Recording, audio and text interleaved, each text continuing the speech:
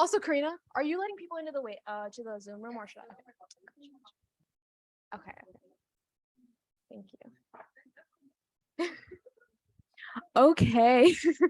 Hi, everyone. Welcome to my workshop. Thank you for coming out. I know it's 11:30 p.m. on a Saturday. I'm sure you all would rather be at Looney's right now, but here we are. So this is my workshop called Lessons Learned Outside of the Classroom, What I Would Tell My Younger Self. So to introduce myself, my name is Neha Shijo. My pronouns are she, her. I'm a senior computer science major at the University of Maryland, and I'm involved in a couple of the organizations on campus. So last year, I was the co-executive director of Big Camp, the co-experience director for Technica, and the co-president of the Association for Women in Computing. I've also, in the past, interned at Vanguard and American Express, and this summer I'll be coming in as a swing intern for Amazon. And you're like, okay, that's great, Neha, but why did you have to flex so hard? Because it's for the purpose of the story. Ready? I want to introduce you to someone else. This is freshman year Neha. This is actually a picture that was taken at Technica, me, Jen, and Sage. Very iconic photo. I had never coded before college. I went to like a high school that didn't have a super developed STEM program, kind of middle of nowhere, Pennsylvania. No one knows. He also went there. I experienced a lot of imposter syndrome, especially being in a program where there were a lot of people who had a lot of experience already. I definitely felt like I wasn't almost like I was chosen by mistake to be in that program, right? I definitely wasn't sure if computer science was for me. And at that point, I didn't apply to internships because I really did not think that I was worthy of them or that I deserved them in any capacity. So I feel like a lot of change has happened in the past couple of years. And so that's kind of what I wanted to focus my workshop on. How did we get from point A to point B? So yeah, I wanted to use this workshop as an opportunity to share the lessons that I've learned over the course of my undergraduate degree in college. And I divided it up into two main categories, the professional and the personal. Obviously, it's really important to know how to build a resume, to know all these technical things, very logistical pieces of information that will help you get a job. But I also wanted to focus on things like, belonging and seeing if CS is your dream job, or if that even matters, the aspects that are important to also being happy in the technology space, because it's not enough to just have a job, right? You also hopefully have a job that you like. So I kind of wanted to focus on both sides of these things. Just to give you an overview of the structure of the presentation, I'm going to start by covering these professional topics that you see on the left, and then I'm going to, move into the ooey gooey heartfelt stuff on the right. So my kind of framework for this presentation is, how do you get a job? Because this was the number one thing that I did not know how to do as a freshman in college. And when I would ask people, they'd be like, oh, just apply. And I'd be like, homie, that ain't working for me. I'm applying. These people ain't texting me back. Okay, that's not my fault. And so and not only after the application process, how do interviews work? How do people negotiate offers? There's just so many things that I didn't understand. And to some degree, I still don't understand, but I'm giving a workshop on them. So,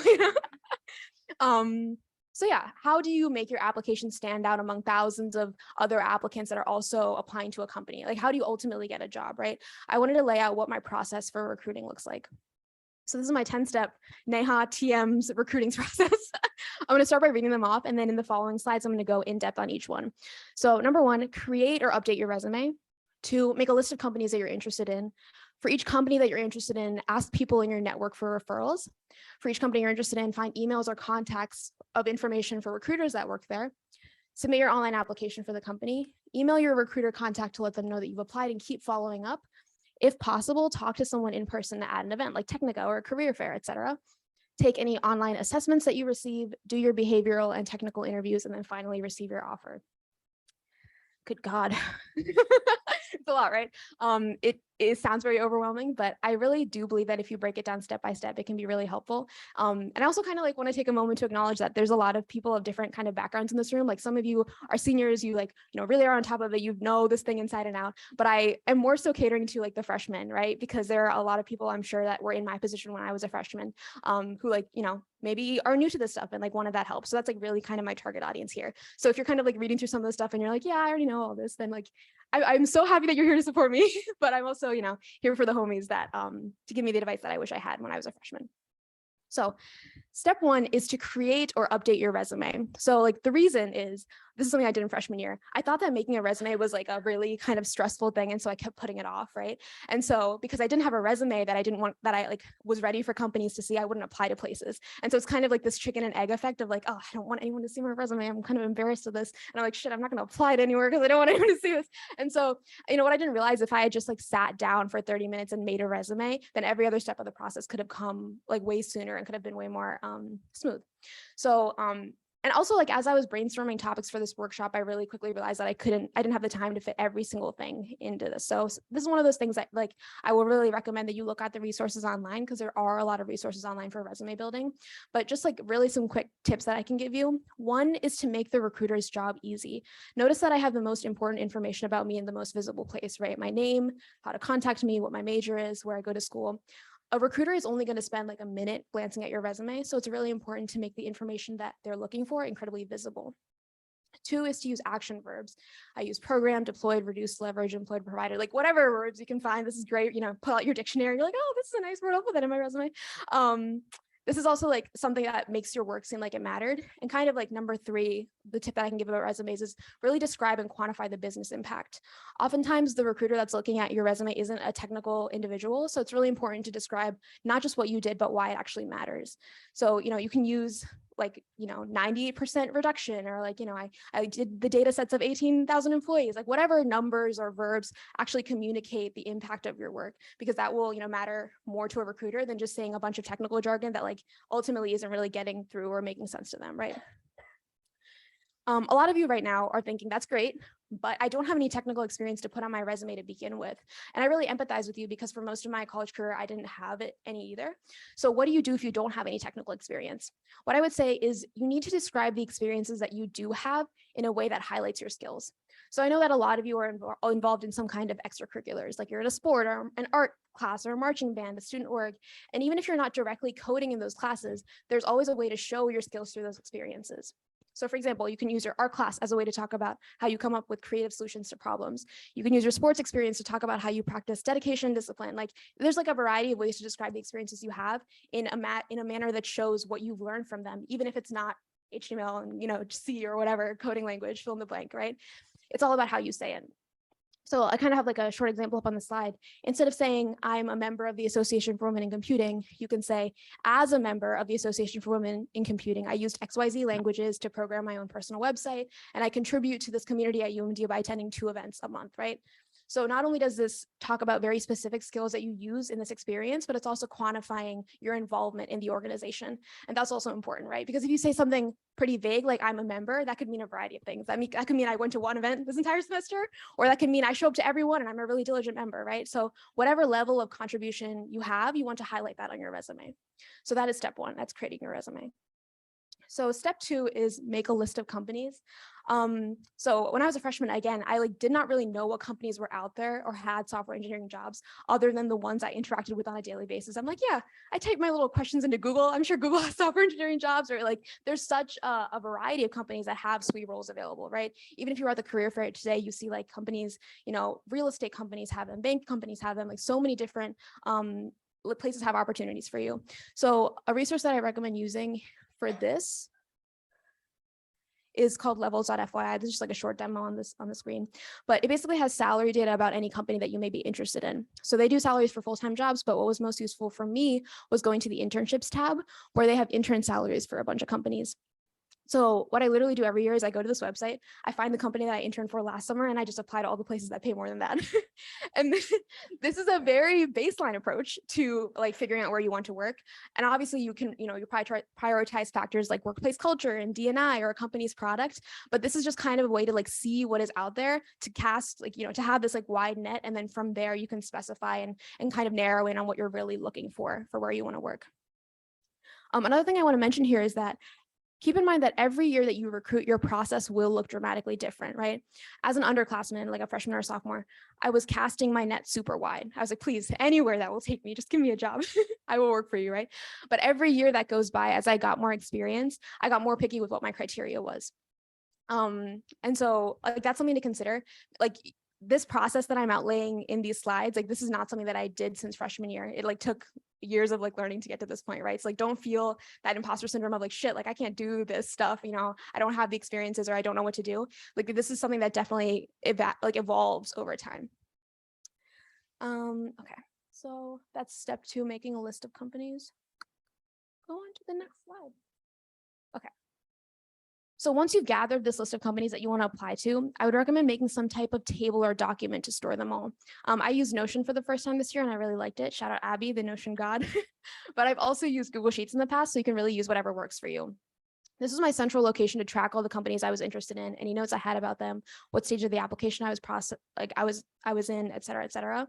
And like, this is one of the main takeaways that I want to say about this presentation is like really find a way to organize and centralize your information about where you're applying, because recruiting can be a very messy process in the sense of you're doing all these different things with all these different companies and it's very hard to know where you're at, you know, at any given point in time. So just having all this information in one place can make it really useful and easy for you to navigate this recruiting process. So at this point you have some companies picked out and you've thought of who you want, you know, who you know in your network that could maybe get you an in at these places. So now it's time for you to ask your friends for referrals and recruiter contacts. I used to be really scared of doing this because I was so afraid of looking like a sellout. But honestly, no one cares. Your contacts are people who probably also work in technology. They also understand the difficulty of getting a job, right? And so it's like not humiliating or shameful or greedy to ask people for referrals and for recruiter contacts. And another thing that like helped me like feel normal about this is that I didn't like, you don't have to do it in this big professional email, you know, type of way. Just ask them in whatever way feels natural to you, right? Like I literally have like smiley faces up on the screen. Like it, you know, in whatever way your relationship with that person, whatever way it feels natural, just ask them in that sense. And obviously you know, who you ask will also be dependent on their progress in their career. Like maybe they're also an intern. And so, you know, you're helping each other out by sharing recruiter contacts. Maybe they're a full-time person at this company. And so like, you know, they could really get you a referral and they can also benefit from it because a lot of times they get a salary bonus if they refer someone and they get in. These are factors that'll really depend from person to person, but I really encourage you to do this because regardless of who you ask, simply doing it can make a really huge difference in your chances of getting the offer. Companies, again, they're sifting through thousands and thousands of applicants. So getting a referral is like a sticky note on your resume among this huge stack, right? Any way that you can get the company to see your resume does make a big difference. So something that is just as useful as getting a referral is also finding the contact for a recruiter that works at that company and cold emailing them. So you're like, where do I get these contacts? Is there some mystical, magical place where they're stored? No. So one is your friends. Like I said in the previous slide, like asking your friends for their recruiter's email will be really helpful in you just like cold emailing them. You can even be like, oh, I got your contact from XYZ person. Like we work together, or, you know, we're in the same club at UMD and they really recommended this company. Like that's why I wanted to reach out. I would also say LinkedIn is a great resource for this. You can just search technical recruiter at X company, and even like bonus points if you find one that went to your college or was in a similar org as you, because then you have a point of connection when you reach out. I'll also say careers for Terps. For those of you who go to UMD, it's like a career website that we have. They have pages for each company, and on those pages, they have recruiter emails listed out for each company that UMD partners with. No guarantees that they're up to date. They're probably not, but I mean, like, you know, at least it makes you feel good. You're like, yeah, I sent an email to a Google recruiter. Like, yeah, they haven't worked there in 5 years, but it's fine. And the last thing I'll say is keep emails from recruiters that reach out to you. They kind of have a funny way of doing this, or they like reach out when you're not really interested in them at the time, but like you can create a folder in your email labeled like recruiter contacts. And so like whenever you have like someone remotely interesting in your inbox, you can just save that email. And even if you're not interested in that company at that time, it's always good to kind of keep a running list of these things. And so when you are looking for internships or you are recruiting again, you can go back into this folder, you can email them, be like, hey, like, you know, I wasn't available at the time, but like here's why I am now, right? Another thing you might be thinking is, isn't it awkward to cold email a recruiter if I don't even know them? The answer is no. You have to remember that hiring people that they don't know is literally the recruiter's job, right? You're just making it easier for them. Here's some examples of some real emails that I sent while recruiting this semester. I just made an email template on Gmail and I just replaced the name in the company and I just, you know, just sent them all out at once. Another thing I'll say for this is definitely follow up, because the more updates you provide to a recruiter, the more that they will remember you. I sent out my first batch of emails before like some of the applications are even open. And so they would respond being like, oh, like, sorry, they're not open yet. And like, when they did, they would email me back. And keep in mind, like, I can very easily find out if an application is open, right? I can just go to a website and look it up. But the purpose of this interaction of being like, oh, when do your apps open? Are they open yet? I'm really interested in this company. It's like just so that they recognize your name and your face, right? It's like trying to develop some type of a relationship with someone who could like benefit you in the company, essentially. And, you know, you might also be thinking like, I don't want to burden them. I don't want to annoy them. I don't want to take up their time. But like, again, like this is the recruiter's job, right? They're looking for people. And so when you make an effort to reach out, they're not going to see that as a burden or annoyance. Like it's simply kind of the cost of doing business. And so I think that's kind of like a mentality that can be helpful to grow out of. You don't have to feel like you're burdening someone by like asking for a referral or that like you're being annoying by emailing a recruiter, because like ultimately these are just steps that you're taking to get the job that you want. And if you're not advocating for yourself, then no one else is going to, right? That's your sole responsibility. So don't feel bad about doing that. Okay, step 5, actually apply. So halfway through my 10-step process is when you actually submit your online application for a job. And this seems really unintuitive, right? Like, why would you do it so late? But the reason I encourage you to refine your resume, ask for referrals, email recruiters all before you get to this step of the process is because it makes your application 10 times more valuable. Anyone can apply to a job online, but actually advancing in the process and getting the interview is the hard part. And that's where all of your pre-work that you've done will actually change the game for you. And I really can't emphasize how valuable that is. Submitting the application is often one of the easier parts of the recruiting process. You just go to the company's career website, you find the job you want, plug and chug. However, one tool that I recommend, especially as an underclassman when you're mass applying to companies, is called simplify.io.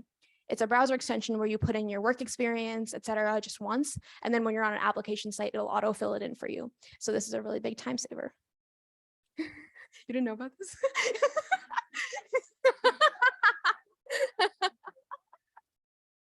You learned something too from this workshop.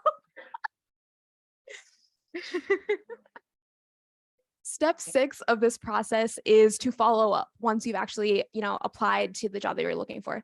I know that we've already talked about recruiter emails quite a bit, but this does not have to be like a stress-inducing email at all. Mine was literally like one sentence, right?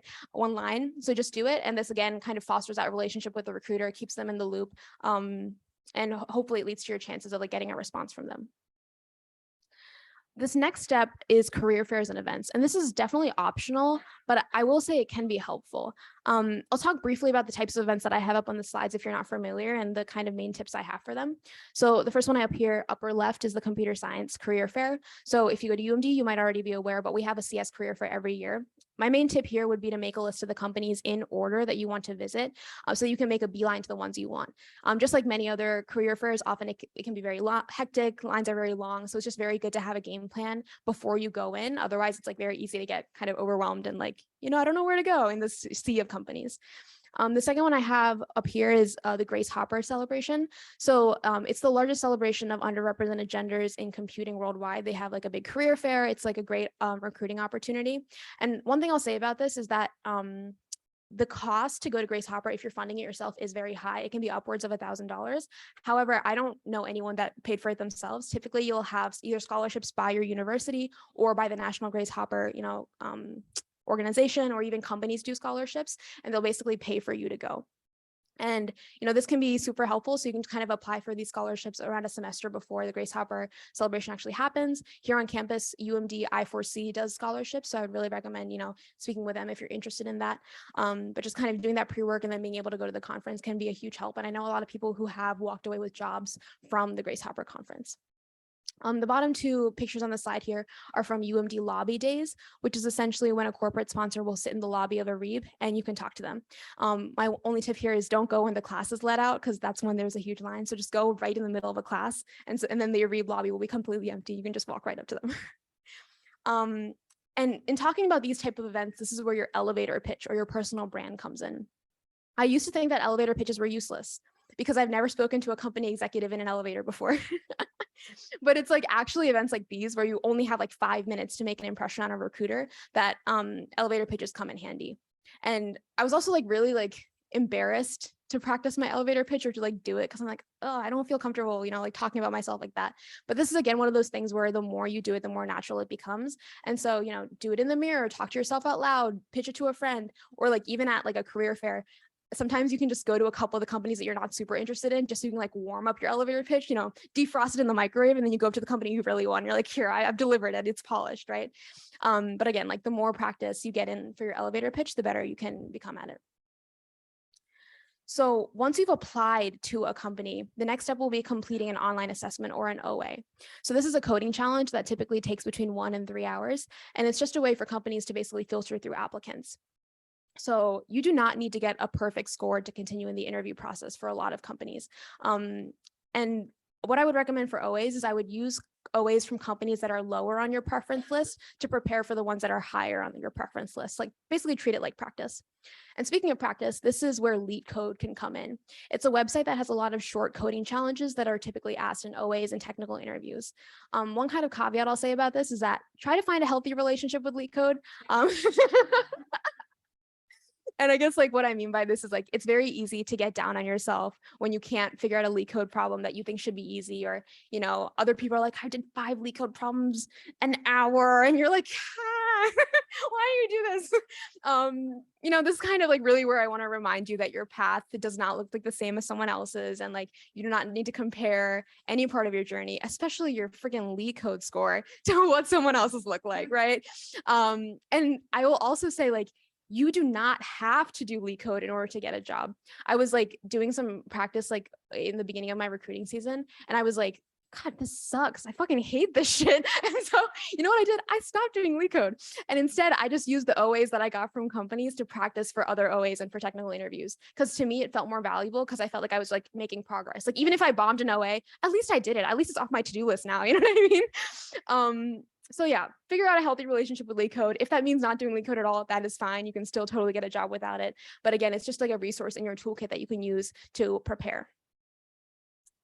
Step 9 is behavioral interviews. So here's my secret for behavioral interviews. I have a Google Doc in my drive, and it's this template that I use to prepare for every one of my behavioral interviews. So every time I get one, I make a copy of this document, I title it the name of the company, and I basically fill in the blanks like a really lame Mad Libs. So this doc basically contains a lot of like the common questions that companies typically ask. So like, one that you can typically expect is like, oh, why are you interested in X company, right? And so like, you'll see that I have like kind of like these fill in the blanks. So like plug in the name of the company, and then I'll actually write down my answer of what I would say if they ask me that question. And it's true that you can't predict what other questions they're going to ask you, but there's 2 ways that I prepare. One is go on Glassdoor to see what the commonly asked questions for that role at that company are. So what I'll typically do, like, it could even be 30 minutes before an interview, but I'll pull up Glassdoor for this company, and I'll just copy and paste over a couple of the questions that I see over and over into this document. And then I'll think about what I would say as my answer, and I'll write it down.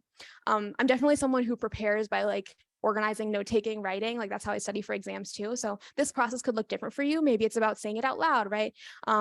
Maybe you're a visual learner, whatever it may be, but just having some kind of way to prepare for the interview without being in the interview can be super helpful.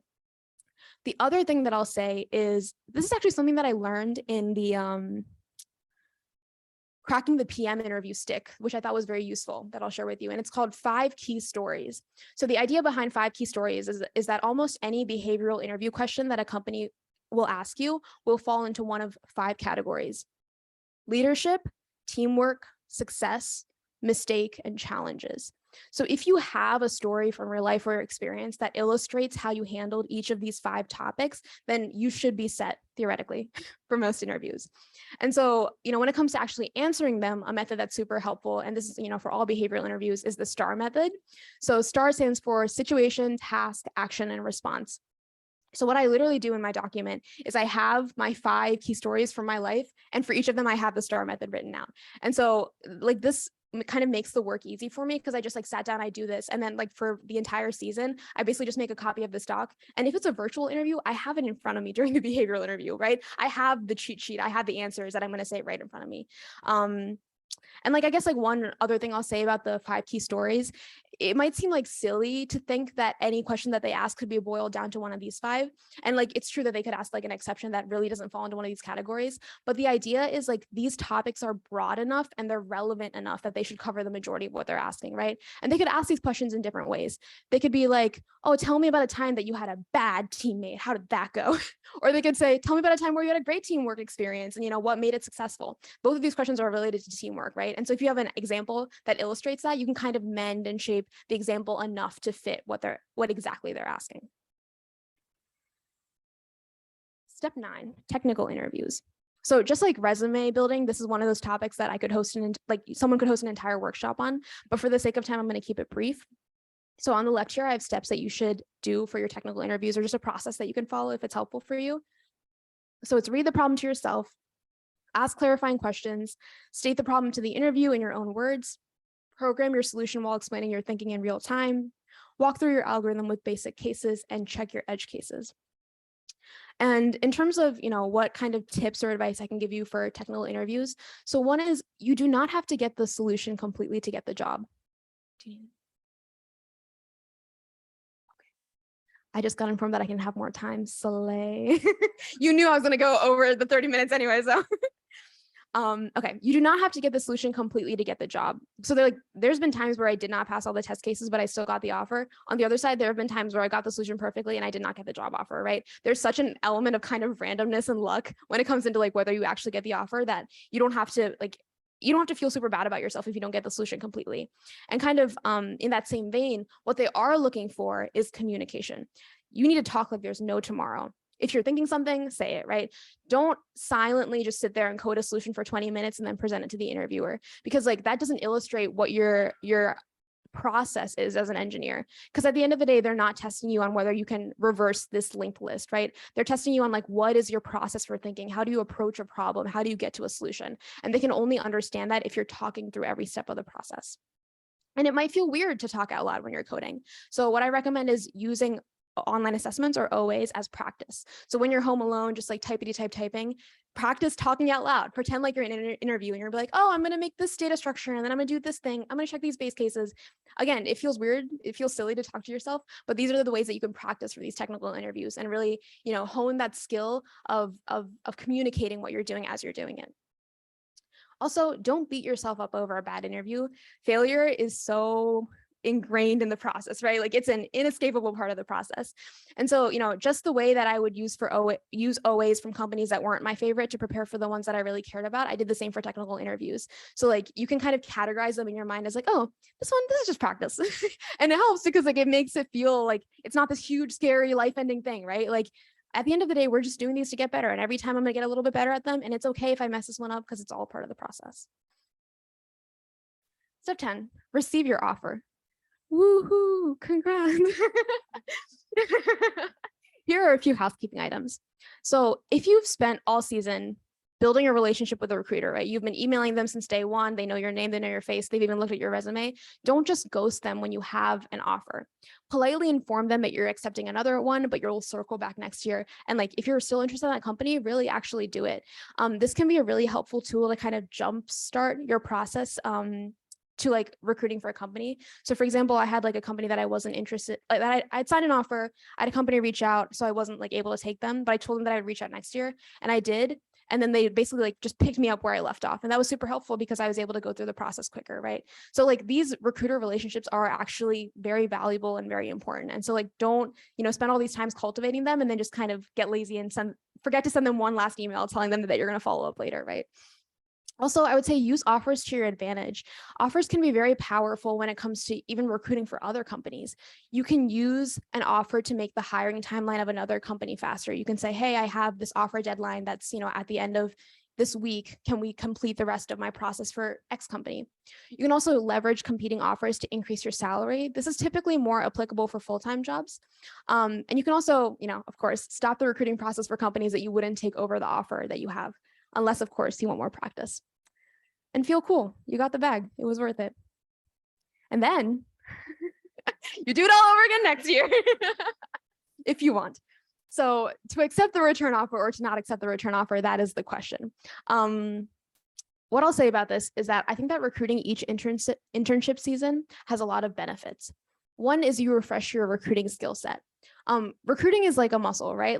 All of these skills, these sub skills, the resume building, the talking about yourself, the technical interviews, all of these things, the more you do them, the better you get. But the longer periods of time you go without doing them, your skills do to some degree regress, right? And so it can be helpful to just kind of refresh and remind yourself how to exercise these parts of your brain muscle every semester.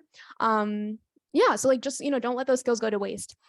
And another thing is like every year you recruit, the process gets so much easier because you have a smaller pool of companies that you would work for over your return offer, right? And so this is something that I really want to encourage, especially lower classmen, freshmen who are recruiting right now. And I know it is so hard, right? It's so hard when people aren't emailing you back, when you've applied to like a million places and like it's just constant rejection. But I promise you, it gets easier. Every single year, you will see the growth because you'll be like, wow, like I applied to 80 companies in my sophomore year. And now I only have to apply to 20. Now I only have to apply to 10. Now I only have to apply to 5, right? Because you're narrowing what actually matters to you in a company. And also as you grow your skill set, you are becoming more of a valuable asset, right? You don't need to put out to, any company anymore. Like the companies that want you, they want you, right? And that's like a really beautiful and powerful thing.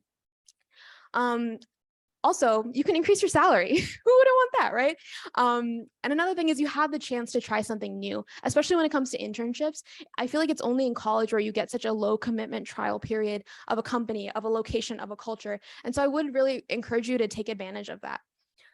Ultimately, you make the decision for yourself of like, would you rather go back to the company that you worked for, or whether you would, just to take a chance on something else. But regardless of what your decision is, I would encourage you to not make it out of the fear of recruiting, right? Or the fear of the work of recruiting, because ultimately the work that you put into recruiting, it only betters you. It only improves your skill set in all these areas, and you are more than capable of it, right? And it will pay off in the end. So that was kind of like my the main portion of my talk about the recruiting process, like the very logistical side of what I wish I knew as a freshman. But I also wanted to spend kind of the last minutes together that we have talking about doubts, worries, and insecurities. So at this point, you might be thinking, all of this is so overwhelming. I'm too young or too inexperienced. I'm too old or I'm too late to the recruiting game. Like everyone else is already doing so much this season and I feel like I'm already behind. I will never be able to do what these people do. Computer science might not even be my dream job. I don't feel like I deserve a job opportunity. I feel like I don't belong in tech. Tech is such a huge field. What if I choose the wrong specialization? I'm so insecure about how bad I feel at coding. Why does it feel like everyone but me has their life together? It's so discouraging being in tech when I don't see other people that look like me. I'm still not even sure if tech is for me. If you have ever felt any of these emotions, can you please raise your hand? It's such a universal experience, right? And what sucks is like every time you think these things, you're like, I'm alone. I'm the only one who feels this. Everyone is better than me. But like every single person at some point feels this. And I'm sure if you look around in your classes, in your communities, you will see people who are experiencing the same thing at the same time as you, right? So I just wanted to do like a reflection on these emotions and like what kind of tangible advice that I could try to give you for each of them. So for the first point, all of this is so overwhelming. Replace that thought with, I can do anything if I take it one baby step at a time. If you think about it, each stage of the process is things that you do in your daily life already, right? You fill out forms, you write an email, you tell people what you're working on. Recruiting feels like such a huge process, but if you put it into perspective and take it one day at a time, you are more than capable of doing it. For I'm too old or too late to the recruiting game, I would say it's never too late to start. Every year, I feel like every person feels like they're already late to recruiting. Like it doesn't matter if you start in August or December, everyone feels like they're late. In junior year, I was planning on taking a return offer to a company that I was working at just to avoid that stress. But then I got to winter break and I was bored out of my mind. So I was like, yeah, I guess I'll recruit. And at that point, I started in December, right? And so I felt like so late to the game. But even like in that experience, I learned so much about recruiting and I ended up getting an internship. So like looking back, I'm glad that I pushed myself, even if it was later than a lot of people's and even my own recruiting timeline, because that led to like a really fun summer that I had in New York, right? So no matter what time period is, even if it feels like everyone else but you has an offer already, it really is never too late to start. For I don't feel like I deserve a job or an opportunity. Girl boss, don't gatekeep yourself. So I put this on the slide because I think it's funny. But really, in my freshman year of college, I gatekept myself, right? I didn't apply to these opportunities because I felt so unworthy of them. But like what I didn't realize is that even at that age, I had low-key better communication, teamwork or leadership skills than some adults do.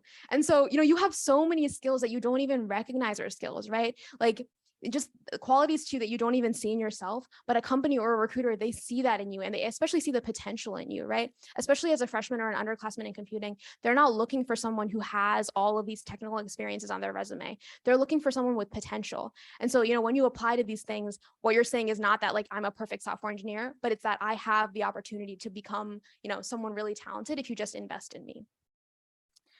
So for the thought of I'm too young or too inexperienced, what I would say is everyone starts somewhere. Experience comes with time, right? And companies know this too. So really just don't sweat it.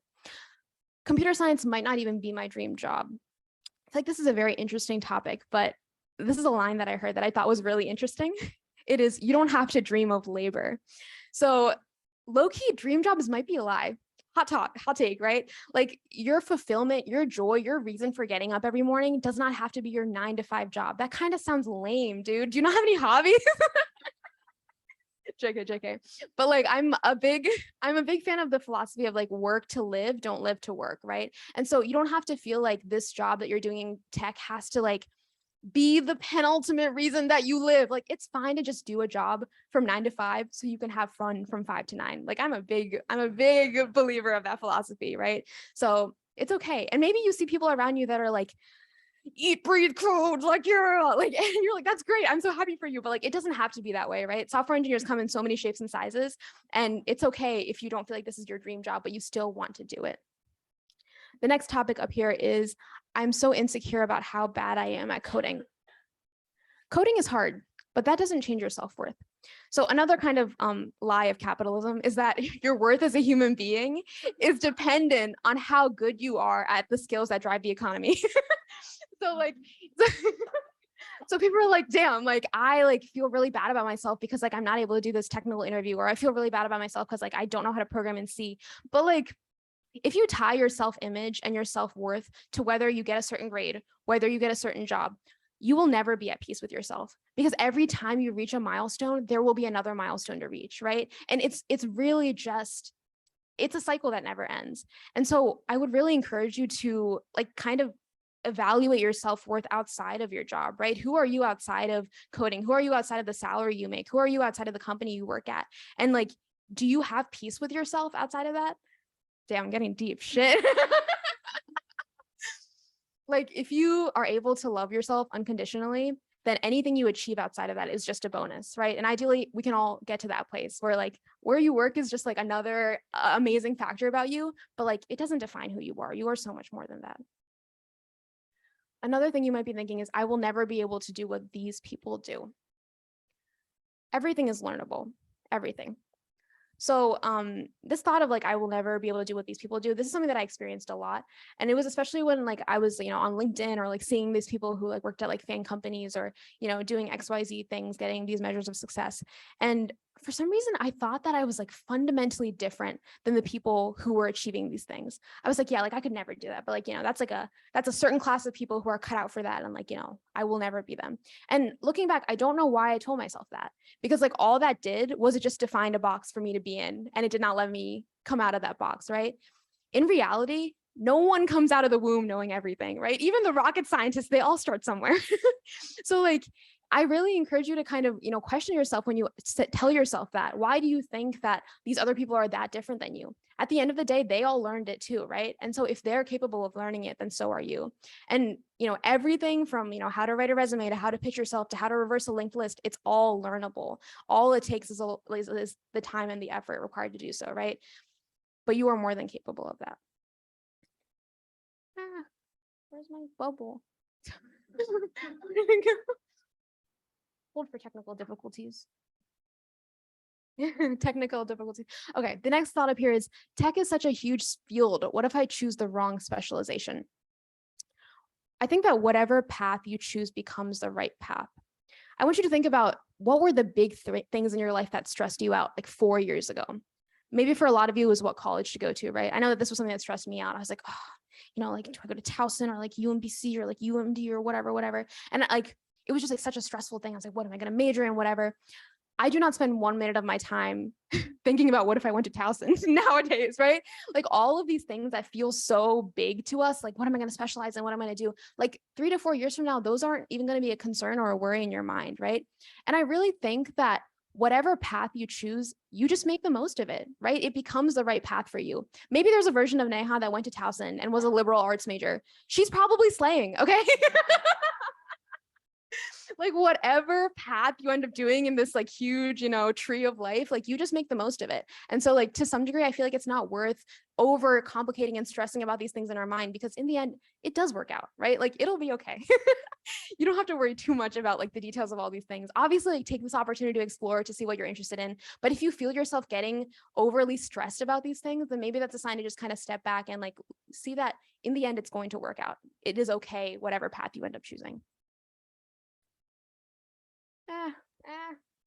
Okay. It's so discouraging being in tech when I don't see other people that look like me. What I'll say to this is good mentorship is life-changing. I relate a lot to this like discouragement of like being like, damn, like, do I belong here? Right. I'm sure a lot of people in this room do, but I think one of the most powerful tools for me was seeking out mentors that like looked like me and had similar experiences to me. As a freshman, I was really inspired by like people in Big Camp and Technica and AWC that were older than me and who were like kind of like living this life that I aspired to live. And mentorship doesn't have to be the super professional, formal, corporate thing, right? I think the best type of mentorship is genuine friendship. When you're friends with someone that you're inspired by and you're learning from them every day and just like the simple daily interactions you have from them, that's like a really beautiful and incredible form of mentorship. And like, if that's something that resonates with you more than like a, very professional corporate mentorship, I would really encourage you to seek that out, because just, again, like being surrounded by that positive influence will definitely take you step by step closer to your goals. The next thing up here is I feel like I don't belong in tech. This is your community. Look to your left, look to your right.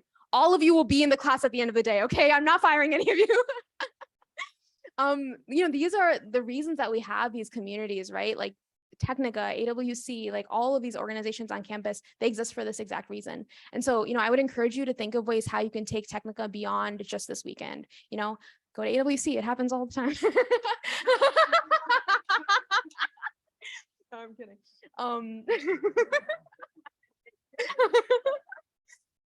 But genuinely, like finding people that made me feel at home in the technology community was something that revolutionized and like changed my belonging in this space. And so that's something that I would really encourage you to find, is like, what are the group of people that like, that you feel at home with, that you don't feel like you're constantly cutthroat competing with, that you feel like you have to prove yourself to. What's like a genuine group of people that you can just be yourself around and you can be in technology together, and it's like not that big of a deal, right?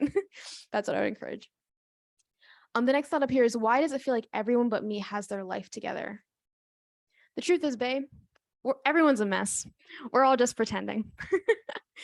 Do I have a note about this? Yeah. Okay. So one of my like pet peeves about kind of like the LinkedIn grind set mentality is that I feel like it definitely reinforces imposter syndrome, right? Like when you go on LinkedIn and like a lot of people are sharing, all of their successes, all these things. And even when people share their failures on LinkedIn, I feel like they do it in such a way where it's like, oh, but don't worry, it led to me getting my offer at Microsoft.